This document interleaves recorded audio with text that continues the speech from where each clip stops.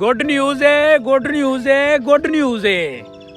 ਐਡੀ ਵੱਡੀ good news ਨਹੀਂ ਜਿੱਡਾ ਤੁਸੀਂ ਰੋਲਾ ਪਾਇਆ ਤੇ ਜਿੱਡਾ ਤੁਹਾਨੂੰ ਚਾਹ ਚੜਿਆ। ਭਾਜੀ ਗੁੱਡ ਨਿਊਜ਼ ਹੁੰਦੀ ਹੈ। ਗੁੱਡ ਨਿਊਜ਼ ਕੀ ਹੈ ਤੁਹਾਨੂੰ ਦੱਸਣੀ ਆ। ਹਾਂਜੀ ਤਾਂ welcome back Hasan live TV ਤੇ ਮਿੱਤਰੋ, ਕੀ ਹਾਲ ਚਾਲ ਹੋ? ਠੀਕ ਠਾਕ ਹੋ?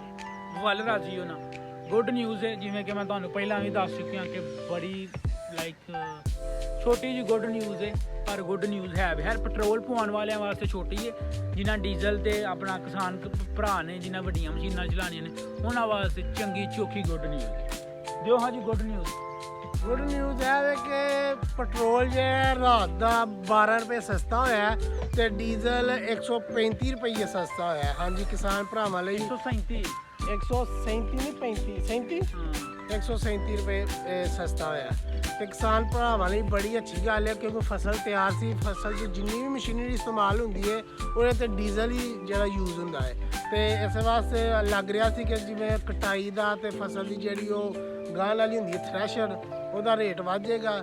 ਲੇਕਿਨ ਅੱਛੀ ਖਬਰ ਕਿ ਡੀਜ਼ਲ ਘੱਟ ਹੋ ਗਿਆ ਤੇ ਉਮੀਦ ਹੈ ਕਿ ਜਦੋਂ ਤੱਕ ਕਣਕਾਂ ਵੱਢੀਆਂ ਜਾਣਗੀਆਂ ਹੋਰ ਮਜ਼ੀਦ ਘੱਟ ਹੋ ਜਾਏਗਾ। ਬਿਲਕੁਲ ਜੀ ਬਿਲकुल, ਅੱਲਾ ਖੈਰ ਰੱਖੀ। ਚਲੋ ਛੋਟੀ ਜੀ ਸਹੀ ਪਰ ਗੁੱਡ ਨਿਊਜ਼ ਹੈ ਵੇ।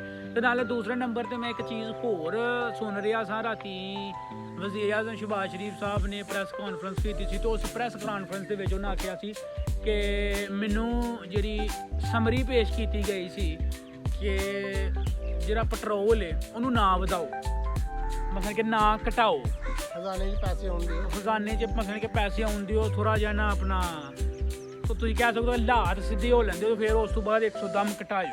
ਤੇ ਉਹਨਾਂ ਆਖਿਆ ਜੀ ਨਹੀਂ ਜੀ ਨਹੀਂ, ਮੈਂ ਆਪਣੇ ਦਿਲ ਤੇ ਹੱਥ ਰੱਖ ਕੇ ਮੈਂ ਕਹਿਣਾ ਵੀ ਜੀ ਮੈਨੂੰ 9 ਰੁਪਏ ਉਹਨਾਂ ਆਖਿਆ ਜੀ ਵਧਾਉਣਾ ਨਹੀਂ ਤੇ ਚਲੋ 5 ਜਾਂ 3 ਰੁਪਏ ਵਧਾ ਲਓ। ਮੈਂ ਕਿਹਾ ਨਹੀਂ ਜੀ ਨਹੀਂ, 12 ਰੁਪਏ ਵਧਣਾ ਚਾਹੀਦਾ। ਇਹ ਰਾਤੀ ਜਿਹੜੀ ਪ੍ਰੈਸ ਕਾਨਫਰੰਸ ਉਹਨਾਂ ਕੀਤੀ ਹੈ ਉਹਦੇ ਵਿੱਚ ਉਹਨਾਂ ਸਿੱਧੀਆਂ ਗੱਲਾਂ ਕੀਤੀਆਂ ਨੇ।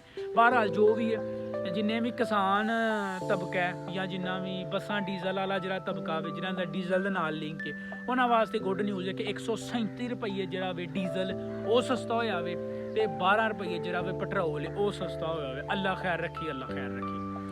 ਉਸ ਤੋਂ ਬਾਅਦ ਮੇਰਾ ਇੱਕ ਸਵਾਲ ਹੈ, ਜਿੰਨੇ ਵੀ ਸਬਸਕ੍ਰਾਈਬਰ ਵੇਖਣ ਦੇ ਨੇ ਉਹਨਾਂ ਬਾਰੇ ਤੇ ਆਪ ਸਭ ਤੁਹਾਡੇ ਨਾਲ ਵੀ, ਕਿ ਸਬਸਿਡੀ ਦਾ ਕੀ ਬਣੇਗਾ। ਜਿਹੜੀ ਸਬਸਿਡੀ ਉਹਨਾਂ ਦਿੱਤੀ ਸੀ, ਮੈਂ ਤੁਹਾਨੂੰ ਬਾਏ ਦਾ ਵੇ ਦੱਸਦੀ ਹਾਂ, ਅੱਜ ਪੂਰਾ ਦਾ ਪੂਰਾ ਇੱਕ ਹਫਤਾ ਹੋ ਗਿਆ ਵੇ। ਮੈਂ ਆਪ ਹੀ ਇੱਕ ਚੈੱਕ ਕਰਨ ਵਾਸਤੇ ਸਬਸਿਡੀ ਅਪਲਾਈ ਕੀਤੀ ਸੀ ਤੇ ਇੱਕ ਹੋਰ ਦੋਸਤ ਦੀ ਮੈਂ ਸਬਸਿਡੀ ਅਪਲਾਈ ਕਰਵਾਈ ਸੀ।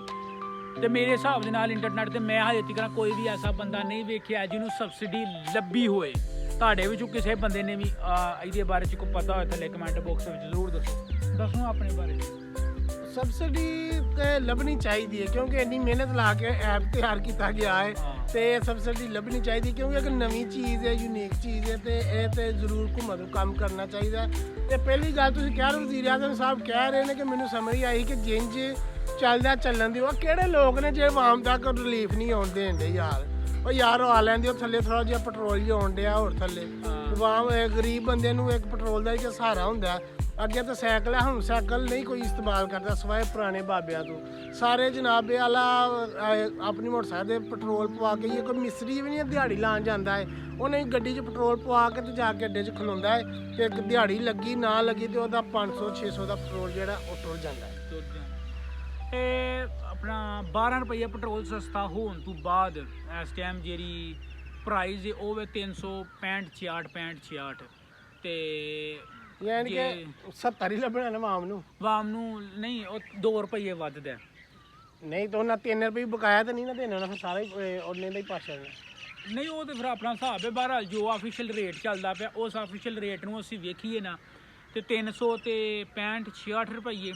ਤੇ ਜੇ ਅੱਲਾ ਖੈਰ ਰੱਖੀ ਜੇ ਸਬਸਿਡੀ ਆ ਗਈ, ਐਪ ਦੇ ਥਰੂ ਆ ਗਈ, ਤੁਹਾਡੇ ਸ਼ਨਾਖਤੀ ਕਾਰਡ ਦੇ ਥਰੂ ਆ ਗਈ ਤੇ ਫਿਰ 100 ਰੁਪਏ ਦਾ ਰਿਲੀਫ ਲੱਭੇਗਾ ਮੇਰੇ ਹਿਸਾਬ ਦੇ ਨਾਲ ਨਾ।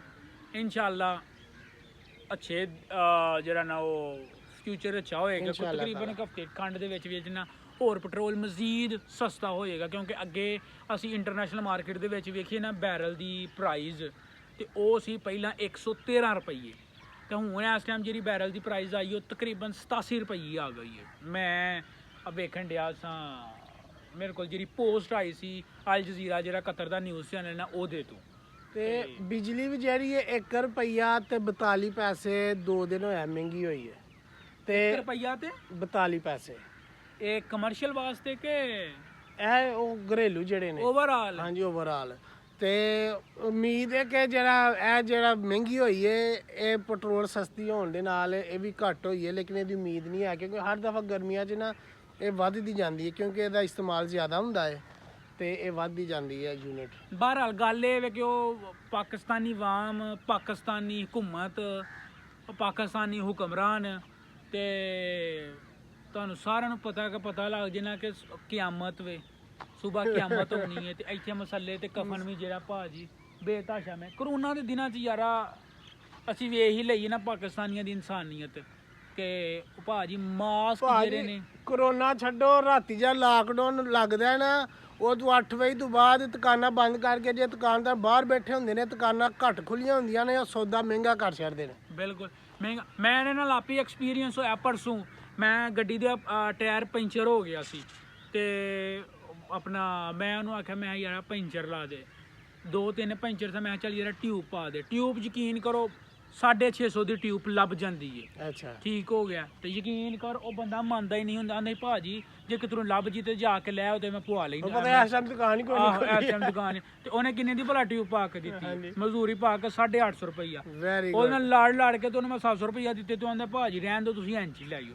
ਭਾਜੀ ਨੂੰ 800 ਰੁਪਈਆ ਦਿੱਤਾ ਤੇ ਫੇਰ ਉਹ ਮੰਨਿਆ ਹੈ। ਇਹ ਹਿਸਾਬ ਏ ਪਾਕਿਸਤਾਨੀ ਆਵਾਮ ਦਾ। ਤੁਸੀਂ ਕਿਆਮਤ ਦੀ ਗੱਲ ਕਰਨ ਦੇ ਉੱਥੇ ਤੇ ਰਾਤ ਨੂੰ 8 ਵਜੇ ਤੋਂ ਬਾਅਦ ਇਹ ਕਿਆਮਤ ਆਈ ਜਾਂਦੀ ਹੈ ਕਿ ਹਰ ਬੰਦਾ ਹੀ ਜਿਹੜਾ ਨਾ ਜਿਹਦਾ ਜਿੱਥੇ ਦਾ ਲੱਗ ਜਾਂਦਾ ਯਾਰ ਪੈਸੇ ਘੇਰ ਲਓ, ਇੱਕ ਦੂਜੇ ਦਾ ਅਹਿਸਾਸ ਕਰੋ। ਮਹਿੰਗਾਈ ਦਾ ਦੌਰ ਹੈ, ਇੱਕ ਦੂਜੇ ਵਾਸਤੇ ਆਸਾਨੀਆਂ ਪੈਦਾ ਕਰੋਗੇ ਤੇ ਅੱਲਾਹ ਤਾਲਾ ਤੁਹਾਡੇ ਵਾਸਤੇ ਯਕੀਨਨ ਆਸਾਨੀਆਂ ਪੈਦਾ ਕਰਨਗੇ ਰਿਜ਼ਕ ਦੇ ਮਾਮਲੇ 'ਚ।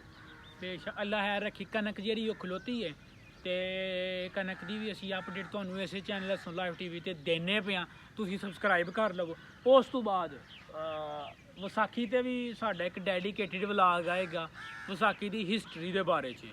ਪਹਿਲਾਂ ਵਿਸਾਖੀ ਤੇ ਨਾ ਅਸੀਂ ਜਦੋਂ ਛੋਟੇ ਹੁੰਦੇ ਸਾਂ ਮੈਨੂੰ ਬੜੀ ਚੰਗੀ ਤਰ੍ਹਾਂ ਚੇਤਾ ਹੋਵੇ ਕਿ ਸੁਬਾਹ ਫਜਰ ਪੜ੍ਹ ਕੇ ਤੇ ਸਪਾਰਾ ਪੜ੍ਹ ਕੇ ਨਾ ਤੇ ਨਹਿਰ ਤੇ ਆਉਣਾ ਕਰਨਾ ਨਹਾਣ ਕਿ ਨਹੀਂ। ਹਾਂਜੀ, ਜਿਹਨੇ ਨਹਿਰ ਤੇ ਨਹੀਂ ਨਹਾਣ ਹੋਣਾ ਕਰਨਾ ਉਹਨੇ ਜ਼ਰੂਰ ਘਰ ਵੀ ਨਹਾਣਾ। ਇਹ ਪਤਾ ਨਹੀਂ ਇਹ ਕਿਹੜੀ ਹਿਸਟਰੀ ਹੈ ਨਹਾਣ ਦੀ, ਇਹਦੇ ਬਾਰੇ ਅਸੀਂ ਨਹੀਂ ਜਾਣਦੇ। ਅਸੀਂ ਸਰਚ ਕਰਾਂਗੇ ਤੇ ਤੁਹਾਡੇ ਨਾਲ ਜ਼ਰੂਰ ਜਿਸ ਮੈਂ ਜਿਕਰ ਪਤਾ ਮੈਨੂੰ ਪਤਾ ਜਿਹੜਾ ਨਾ ਸਿੱਖ ਮਜ਼ਹਬ ਜੀ ਸਿੱਖ ਉਹਦੇ ਵਿੱਚ ਨਾ ਇਹਨੂੰ ਆਖਿਆ ਜਾਂਦਾ ਵੇ ਕਿ ਤੁਸੀਂ ਨਾ ਆਪਣੇ ਤੁਹਾਡੇ ਲਈ ਗੱਲਾਂ ਮਾਫ ਕਰੇ ਤੁਹਾਡੇ ਗੁਨਾਹ ਬਖਸ਼ ਕਰਦੇ ਨੇ, ਤੁਸੀਂ ਬਿਮਾਰੀ ਤੋਂ ਦੂਰ ਹੋ ਜਾਂਦੇ ਹੋ। ਅੱਛਾ, ਪਿਛਲੇ ਸਾਲ ਦੀਆਂ ਜਿੰਨੀਆਂ ਵੀ ਬਿਮਾਰੀਆਂ ਨੇ ਤੇ ਜਿੰਨੀਆਂ ਵੀ ਲਾਈਕ ਆਪਣਾ ਸਰਦੀਆਂ ਮੁੱਕ ਗਈਆਂ ਤੇ ਹੁਣ ਗਰਮੀਆਂ ਦਾ ਆਗਾਜ਼ ਹੋ ਰਿਹਾ ਹੈ। ਨਵਾਂ ਸਾਲ ਅੱਛਾ ਗੁਜ਼ਰ ਉਹਨਾਂ ਦਾ ਬੇਸਿਕਲੀ ਨਵਾਂ ਸਾਲ ਹੁੰਦਾ ਵੇ ਨਾ। ਤੇ ਕਿੰਨੀਆਂ ਬੜੀਆਂ ਐਸੀਆਂ ਚੀਜ਼ਾਂ ਨੇ, ਕਿੰਨੀਆਂ ਬੜੀਆਂ ਐਸੀਆਂ ਫੈਸਟੀਵਲ ਤੇ ਐਸੇ ਰਿਵਾਜ ਨੇ ਜਿਹੜੇ ਅਸੀਂ ਉਹਨਾਂ ਤੋਂ ਲਏ ਨੇ। ਤੇ ਯਕੀਨਨ ਇਹਦੇ ਬਾਰੇ ਵੀ ਅਸੀਂ ਸਰਚ ਕਰਕੇ ਤੁਹਾਡੇ ਨਾਲ ਜ਼ਰੂਰ ਇਹ ਗੱਲ ਸਾਂਝੀ ਕਰਾਂਗੇ ਕਿ ਵਿਸਾਖੀ ਦੇ ਨਹਾਉਣ ਦਾ ਜਿਹੜਾ ਹੈ ਇਹ ਕੀ ਇਤਿਹਾਸ ਹੈ, ਕਿੱਥੋਂ ਸ਼ੁਰੂ ਹੋਇਆ ਤੇ ਕਿੱਥੋਂ ਤੱਕ ਆਇਆ ਹੈ। ਤੇ ਸਾਡੇ ਚੈਨਲ ਨੂੰ ਜ਼ਰੂਰ ਸਬਸਕ੍ਰਾਈਬ ਕਰੋ ਤੇ ਲਾਈਕ ਕਰੋ ਤੇ ਕਮੈਂਟ ਜ਼ਰੂਰ ਕਰਕੇ ਸਾਡਾ ਹੌਸਲਾ ਜ਼ਰੂਰ ਵਧਾਓ। ਮਿਲਨੇ ਆ ਇਨਸ਼ਾਅੱਲਾ ਤੁਹਾਨੂੰ ਨਵੇਂ ਵਲੌਗ ਦੇ ਵਿੱਚ। ਰੱਬ ਰਾਖਾ।